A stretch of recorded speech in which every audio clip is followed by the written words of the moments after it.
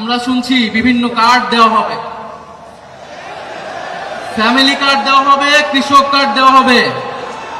আমরা চাই কার্ড দেওয়া হোক, জনগণ সুবিধা পাক, কিন্তু এই কার্ড জনগণ পর্যন্ত পৌঁছাবে তো?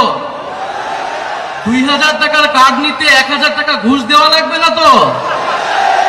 তাহলে ঘুষ, চাঁদাবাজি সেটা যদি আমরা নির্মূল না করতে পারি, এই সকল সুযোগ সুবিধা কি জনগণের কাছ পর্যন্ত পৌঁছাবে?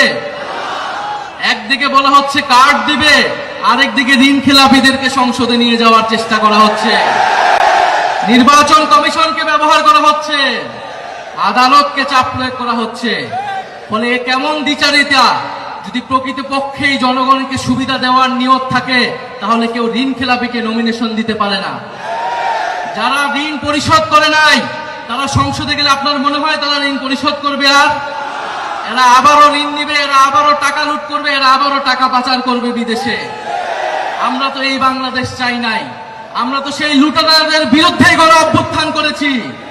ফলে নতুন কোন লুটেরাদের আমরা ক্ষমতায় যেতে দেব না, বাংলাদেশের জনগণ তাদেরকে ক্ষমতায় যেতে দিবে না।